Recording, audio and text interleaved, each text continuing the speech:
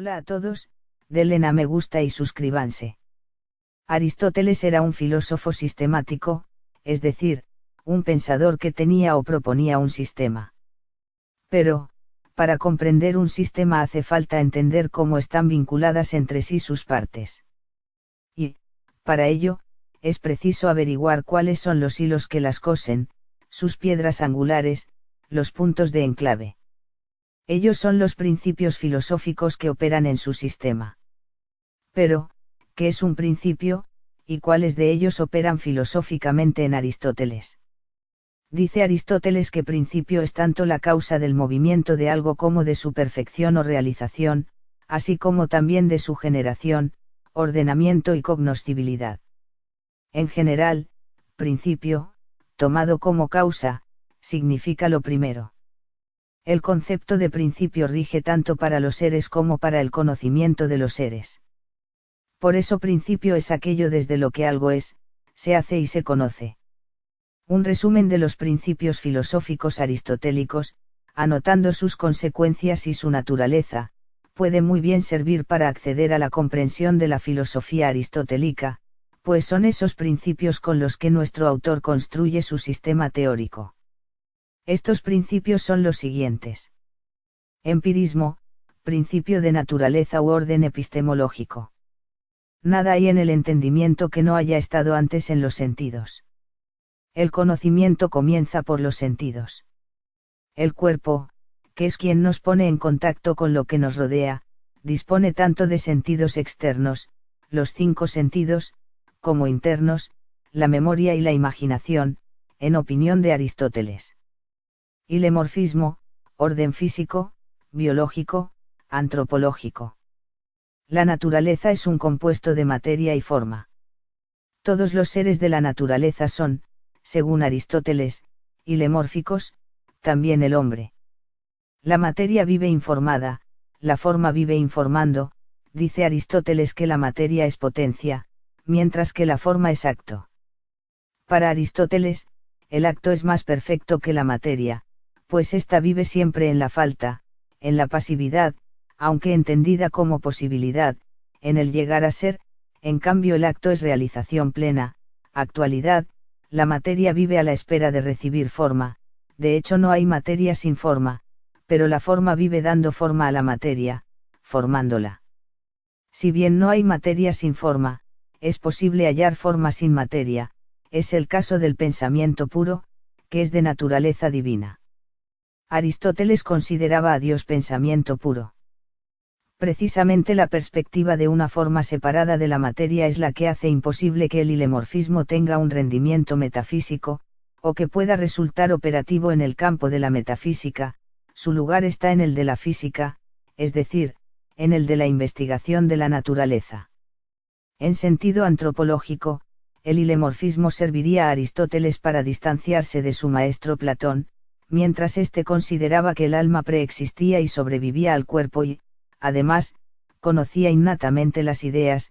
Aristóteles, por su parte, afirmaba la unidad sustancial alma-cuerpo y además, para Aristóteles, nuestra mente es una especie de papel en blanco que solo comienza a conocer gracias a la experiencia que tiene un cuerpo. Pero, si el destino del alma estaba unido al del cuerpo, era ésta entonces mortal. En la filosofía de Aristóteles, el alma ya no es algo independiente e inmortal, sino que está unida al cuerpo, en la medida en que es su forma. No existe un alma separada del cuerpo y tampoco le preexiste ni sobrevive. Simplemente, el alma está unida al cuerpo como su forma, es decir, como su estructura. Un cuerpo sin alma no podría ser un organismo, pues recordemos que un organismo es un todo organizado y el alma es la que ofrece esa forma, ese orden al cuerpo que es materia. Intelectualismo, orden epistemológico, político y existencial. Todos los hombres desean por naturaleza saber, reza la primera frase de la metafísica de Aristóteles. Por tanto, el saber es la finalidad de las acciones humanas, su principio de orden y reconocimiento. Desde un punto de vista epistemológico, el intelectualismo, que contaba en la cultura griega con una larga y consolidada tradición inaugurada quizá por Sócrates, supone una jerarquía de saberes en cuya cima se apuestan los saberes teóricos o contemplativos. Pero el intelectualismo tenía o se sustentaba además en un contenido político, es decir, que una determinada cara social lo sustentaba ideológicamente. La sociedad griega estaba construida sobre la existencia de una masa de esclavos que cubría la función productiva. Ser esclavo en Grecia no solo suponía estar privado de libertad. Aristóteles afirmaba elocuentemente que la diferencia entre un hombre libre y un esclavo consiste en que aquel vive como quiere, mientras que éste vive como no quiere, sino especialmente no poseer derechos políticos, esto es, no ser ciudadano. Para ser ciudadano había que pertenecer a la comunidad de iguales, es decir, al grupo de quienes ejercían sus derechos y obligaciones políticas. Los esclavos, como las mujeres y los extranjeros, quedaban excluidos de la comunidad política. Por otra parte, el artesano, que si bien no era un esclavo, si tenía que trabajar manualmente, era aquel que estaba en posesión de una técnica, de un arte de producción, lo que llamaríamos un saber hacer. Para la cultura griega clásica, y Aristóteles lo deja muy claro en su clasificación de los saberes, las artes o técnicas no eran más que saberes poéticos o productivos. Por encima de ellos tenían tanto a los saberes prácticos como, por supuesto, a los saberes teóricos o intelectuales. Si los poéticos y los productivos tenían su respectiva finalidad fuera de sí mismos, los saberes superiores, en cambio, tenían su finalidad en sí mismos. Y esto era precisamente lo que los hacía superiores. Teleologismo, orden ontológico, físico, biológico, político. Porque la naturaleza de una cosa es precisamente su fin.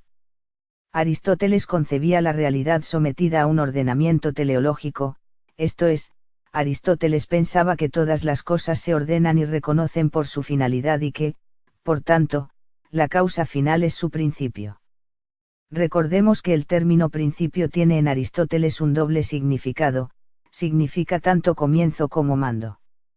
Así, por ejemplo, la materia sería reconocida por su finalidad, también la ciudad o polis y el gobierno de la misma.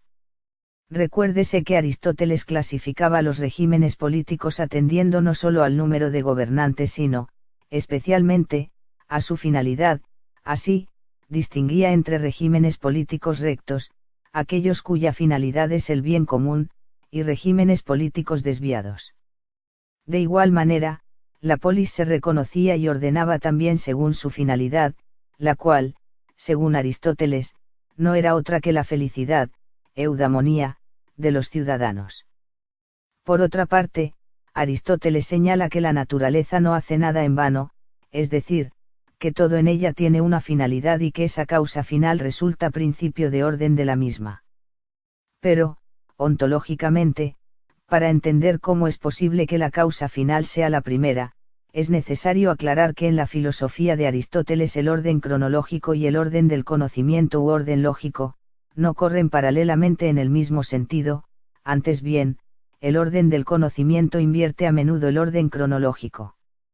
Cuando Aristóteles afirma que, lo que es postrero en el orden del análisis es primero en el orden de la génesis, quiere decir que la investigación teórica y práctica del hombre reproduce, pero en sentido inverso, el desarrollo espontáneo del cosmos.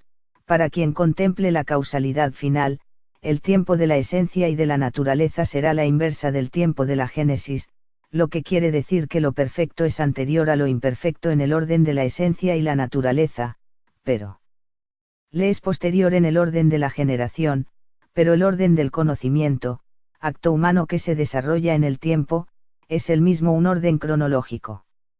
Si ambos se oponen a veces es porque el conocimiento humano puede, y quizá incluso debe, remontar el curso natural de las cosas, con respecto al cual se define el tiempo del físico o, lo que es aquí lo mismo, del filósofo. Animal político que tiene logos, orden antropológico, político, existencial. Consideraba Aristóteles que el hombre, por naturaleza, es social, porque el individuo no se basta a sí mismo, el destino del individuo es, pues, ser parte y solo el todo, en este caso, la polis, resulta autosuficiente y, por eso, es primera. Pero que el hombre sea social no es únicamente una cuestión de autosuficiencia o de supervivencia, no es una cuestión biológica, sino lógica, en el sentido de que el animal político, hombre, es tal porque tiene logos, en el sentido de lenguaje y razón. Mediante el logos el hombre distingue lo justo de lo injusto, lo conveniente de lo inconveniente, lo bueno de lo malo, es decir, que mediante el logos el hombre se hace social o político y moral. Precisamente el logos, como comunicación racional, es lo que distingue al hombre de las bestias y los dioses, opinaba Aristóteles. Así pues, para Aristóteles el logos dicta la posibilidad de la socialidad natural humana y dicta al unísono el modo existencial en que el hombre existe socialmente, es decir, no solo vivimos en sociedad sino que estamos en ella, formamos parte de ella, de una manera determinada, podríamos decir que estamos lógicamente en sociedad. De esta forma se divisa claramente que la comunicación racional, logos, es el principio operativo de la acción humana. Hasta luego, y no olviden de suscribirse.